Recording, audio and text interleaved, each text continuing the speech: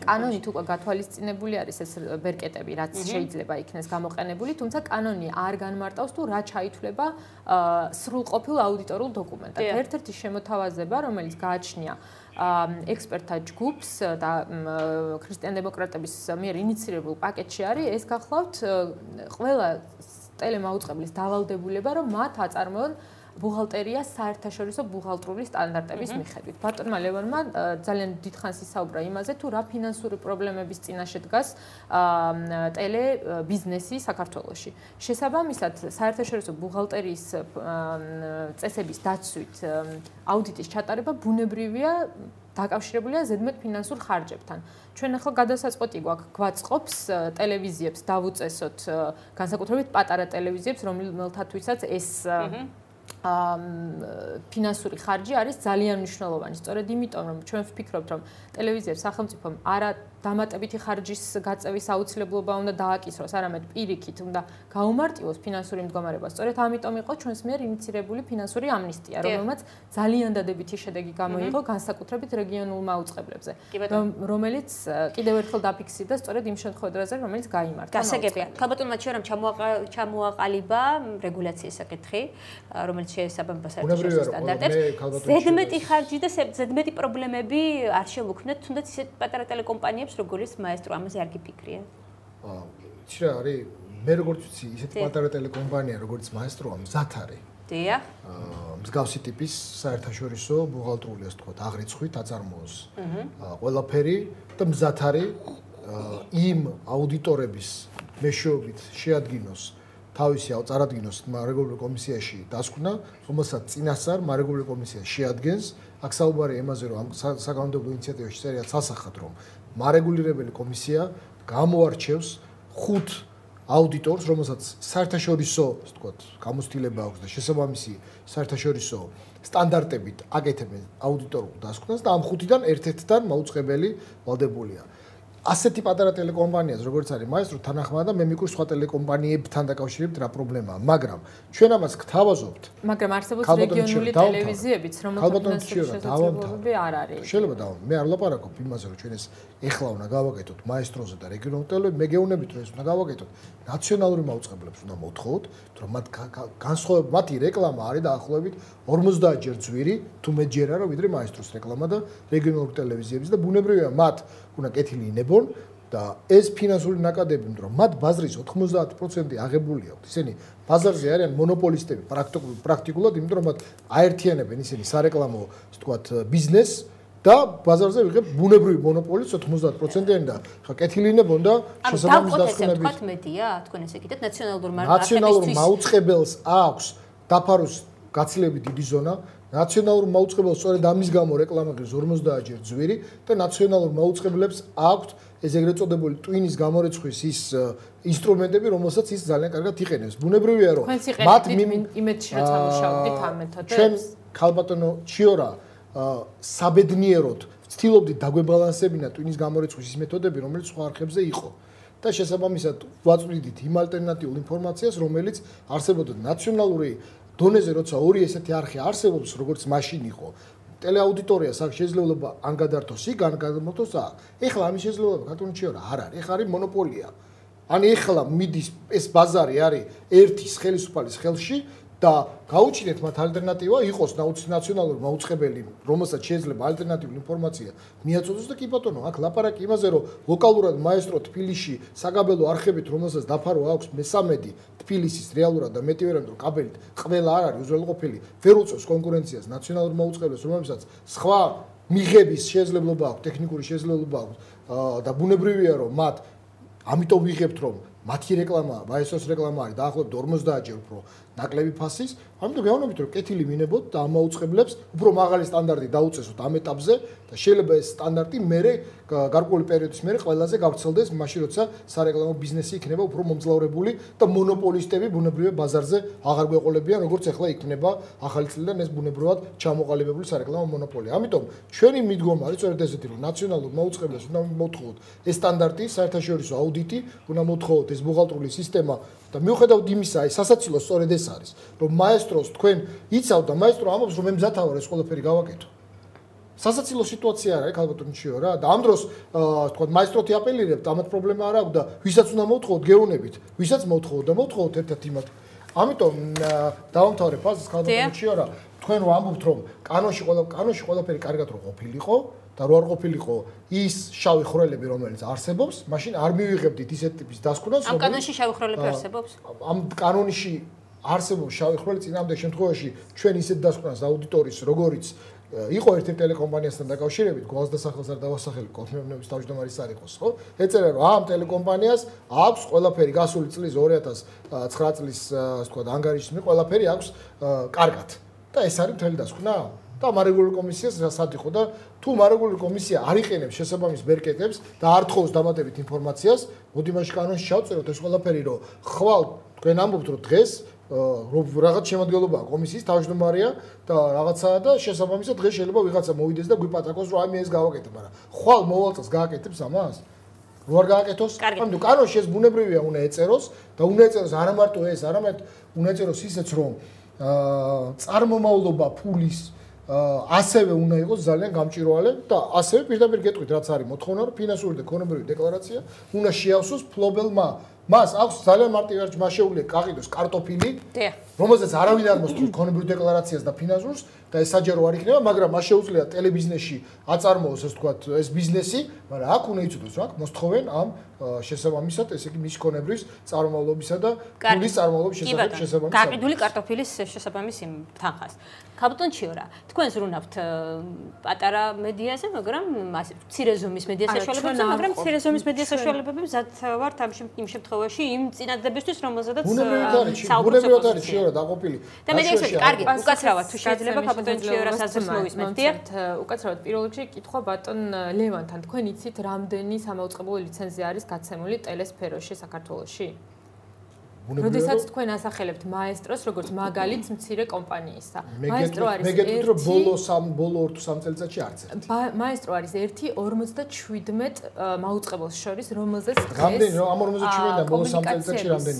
კომუნიკაციების კომისიას გაცემული აქვს ლიცენზია. შესაბამისად, თქვენ როდესაც საუბრობთ ერთი მაუწყებელთან შეხვედრის თუ რაღაც მოსაზრებებზე რომ მაესტრო არის თანახმა კონდეს მაუწყებელ მე მაგალითისთვის მოვიყვანეთ თქვენ მოვიყვანეთ მაესტრო ეს მოგიყვანეთ მაგალითად მე გეუბნებით რომ შევეშვათ იმ 50-ს და იმას მივხედოთ ვინც ნაციონალური მაუწყებელია მეთქი ხო კი მაგრამ საუბარი არის რომ სწორედ იმიტომ რომ ჩვენ გვინდოდა ზუსტად გაგვეგო მაუწყებლების მოსაზრებები თუ რას ფიქრობდნენ ისინი სწორედ ამიტომ იურიდიულ საკითხთა კომიტეტში კანონპროექტის ინიციატორები შეხვდნენ ზუსტად ტელემაუწყებლობის წარმომადგენლებს იქ იყვნენ წარმოდგენილი არა მარტო ეროვნული მაუწყებლები, არამედ რეგიონული მაუწყებლები და მინდა მოგახსენოთ, რომ ჩვენ არ უყობთ მედიას და იმ საშუალებებს ფინანსური გამჭვირვალობისა, რომელიც ქვეყანაში უნდა არსებობდეს, ცალკე აღებული რეგიონული მაუწყებლებისათვის თუ ეროვნული მაუწყებლებისათვის. თქვენ ვერ დამისახელებთ ვერც ერთ. არ ყოფთ მედიას, ანუ რა ვერ დამისახელებთ. მე გეტყვით.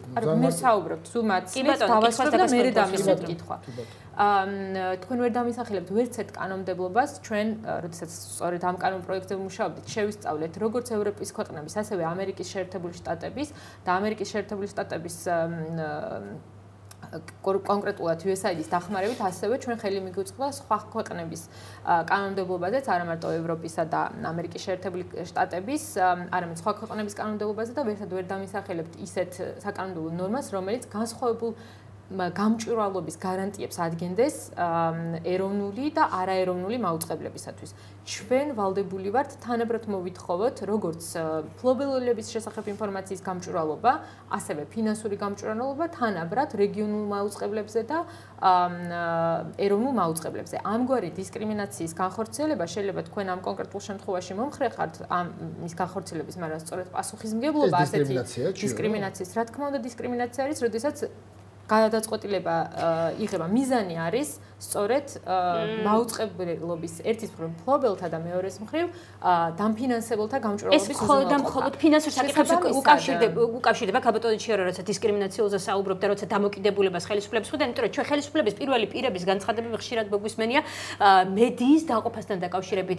თავად პრეზიდენტსაც რამდენჯერმე უთქვას დამოკიდებულება გინდა ისეთ ტელეკომპანიის მიმართ როგორც არის მაესტრო ან კავკასია ან სხვა ნაციონალური არხების მიმართ.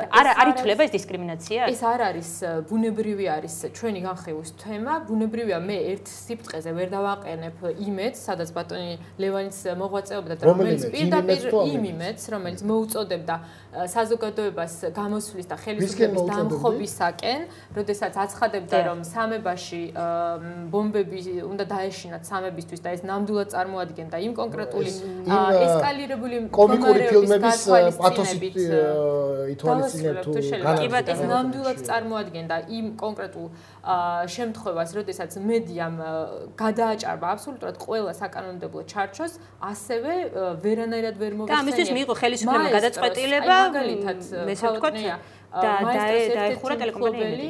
მაესტროს ერთ-ერთი მფლობელი, ბატონი მამუკაღლონტი, არ ვიცი გახსოვთ თუ არა, საკანში ასეთ განცხადებას აკეთებდა, რომ ჩვენ როცა მოვალთ ხელისუფლებაში, აი ამ ხელისუფლების წარმომადგენლები იქნებიან არა ბატონი მამუკაღლონტი აკეთებდა, რომ მე როცა მოვალ ხელისუფლებაში ემას ვიზამ. ტელეკომპანია მაესტროსთან რო აფეთქდა ხელყუმბარა და არ გამოძიებულა ქალბატონი შერა ეს არ ითვლება არაფერში. შესაბამისად ბუნებრივია ერთი და იგივე საზომით ვერ მიუდგება საზოგადოება პირველ რიგში ასეთ ტელევიზიებს და ისეთ ტელევიზიებს, რომელიც ცდილობენ დაამკვიდრონ გარკვეული სტანდარტები ამ შემთხვევაში. კი ბატონო, მე მაინტერესებს თქვენ შემახსენოთ სად თქვა ბატონმა მამუკამ ეს განცხადება, იქიდან გამომდინარე ბატონი მამუკას პოზიციაც მაინტერესებს. მე არ მახსოვს სიმართლე რომ გითხრათ, მაგრამ საინტერესო იქნება. ტელემაყურებლებს ალბათ ახსოვთ. კი ბატონო. მე მგონი მნიშვნელოვანია ჩვენი განხილვის მთავარ თემას რომ დაუბრუნდეთ და იმ საკითხებს, რომელიც ბატონმა ლევანმა ახსნა. ჩვენთვის ძალიან მნიშვნელოვანი არის ერთის მხრივ რომ ჩვენი კანონმდებლობა იყოს შესაბამისობაში საერთაშორისო სტანდარტებთან და სწორედ ამ მიზნით ჩვენ კანონპროექტი ექსპერტიზისათვის გადავაგზავნეთ EUTHOS წარმომადგენელთან ინფორმაციის თავისუფლების საკითხებში ჩვენ ასევე კანონპროექტზე შედგენამდე შევისწავლეთ სხვადასხვა ქვეყნის მაგალითები და სწორედ აი ამ მაგალითებზე დაყრდნობით გამოვიტანეთ სწორედ იმდაგვარი ცვლილებების შესახებ კანონპროექტი და ინიციატივა, რომელიც ვფიქრობთ, რომ ნამდვილად უწყობს ხელს საქართველოში ფლობელების შესახებ ინფორმაციის გამჭვირვალობას, რაც შეეხება ფინანსურ გამჭვირვალობაზე, ამ თვალსაზრისით ვფიქრობ, რომ აბსოლუტურად ერთი და იგივე მიზანი და მოთხოვნები გვაქვს. დარწმუნებული ვარ ის დოკუმენტი, რომელზეც ბრძანებთ, ის დოკუმენტი არის აბსოლუტურად მიუღებელი, იმიტომ რომ არანაირ სტანდარტში არ ჯდება დოკუმენტი დაყოფასთან დაკავშირებით თქვენ ამას რაზე იძახით? აუდიტის დოკუმენტი, სადაც არ არის მაგალითად მოხსენიებული კონკრეტული ციფრები, სადაც არ არის მოხსენიებული ვინ არის დამფინანსებელი. ანუ ეს ცუდია, ხო? რა თქმა უნდა ცუდია არის და რატო ხდებოდა ამაზე ლაპარაკი? როგორ გავაკეთოთ რომ არ იყოს? ნამდვილად გეთანხმებით, მაგრამ სწორედ საუბარი არის იმაზე, რა გზა ავირჩიოთ იმისათვის, რომ ერთის მხრივ არ მოვახდინოთ იმდაგვარი კანონპროექტის მიღება და კანონის მიღება, რომელიც იქნება დისკრიმინაციული ტელევიზიებს შორის და მეორეს მხრივ ვიზრუნოთ იმაზე, რომ კანონები, რომელიც არის მიღებული, უნდა იქნეს შესრულებული ზუსტად ისევე, როგორც ისინი არის მოცემული და დაწერილი. თუ არის აუცილებლობა დამატებითი რეგულაციებისა, რომ მაგალითად კანონში განისაზღვროს რა აუცილებლად უნდა ეწეროს აუდიტის დაწყებაში, ბუნებრივია ამაზე ჩვენ მზადა ვართ მსჯელობისათვის უკვე მეორე მოსმენის. კი ბატონო, გასაგები ბატონ ლევან, თქვენ იმედში მუშაობდით, ერთი წამით იმედში მუშაობდით. თქვენ რომ იმედში მუშაობდით იმ პერიოდში დამდგარიყო ეს საკითხი პარლამენტში, მაშინაც ნაციონალური მაუწყებელი იყო ტელეკომპანია იმედი, მაშინაც მუშაობდით. თქვენთან მიმართებაში რო გქონოდათ ესეთი დისკრიმინაციული დამოკიდებულება საკანონმდებლო ორგანოს წარმომადგენლებს, რა რეაქცია გექნებოდა? ესეთ დისკრიმინაციული დამოკიდებულება ვერ იქნებოდა, იმიტომ რომ ამ შემთხვევაში ერთად მოხდებოდა მაშინდელი რუსთავი და მაშინდელი იმედი ერთ სტანდარტებში მოხდებოდა. მთელი პრობლემა ქალბატონი ჩიორა იცით რა იყო მაშინ, მე მაგალითად 2007 წლის მაგალითს გეტყვით რომ ჩვენ აი თეაც მუშაობდა ტელეიმედში 2004 წლიდან ბუღალტერია იყო აბსოლუტურად გამჭვირვალე. ხელფასს ვიღებდით ბარათებზე ბანკში ირიცხებოდა და საშემოსავლო გადასახადებს ჩვენ ვიხდიდით. ანუ კომპანია ჩვენ გვიქვითავდა საშემოსავლო გადასახადს. ეს ხდებოდა 2-3 წლის განმავლობაში და ეს ბუღალტერიის ასე ვთქვათ ლეგალიზება მოხდა, გათეთრება ასე ვთქვათ მოხდა 2004 წლიდან. 2007 წელს როცა ჩვენთან შემოვარდნენ, იმ ტელეკომპანიებში სადაც ხელისუფლების გავლენა იგრძნობოდა, ჯერ კიდევ, აი ხა არ ვიცი რა ხდება სიმართლე, ჯერ კიდევ ქეშად აძლევდნენ შავ ფულს ხელზე. ეს კონვერჩიული გამდენ. რას ლაპარაკობ? აბა რა ფული ვერ იქნება ორგანიზაციები, სადაც არ არის საბარათე სისტემა. ხო, მაგრამ საშემოსავლო გადასახადი ხო იბეგრება ეხლა. მაშინ რატო არ მიდიოდა ეს ფული? საშემოსავლო გადასახადი. ძალიან სერიოზულ რაღაცას ბრძანებთ. ძალიან სერიოზული რამეა, ქალბატონი ჩიორა და პრობლემაა. რომელ ორგანიზაციებში იყო? რომელ ორგანიზაციებში იყო? ამაზე პასუხი არავის უგია. არა, მე პირველ რიგში არა მაქვს ასეთი ინფორმაცია, რასაც თქვენ ბრძანებთ და ალბათ ეს არის გადასამოწმებელი და საგადასახადო ორგანოები არიან. მოიკითხოთ და გადაამოწმოთ. ხენ გაქვთ ამის დამადასტურებელი რაიმე? გარდა ამისა, ბატონ ლევან, როცა ასეთ განცხადებას აკეთებთ.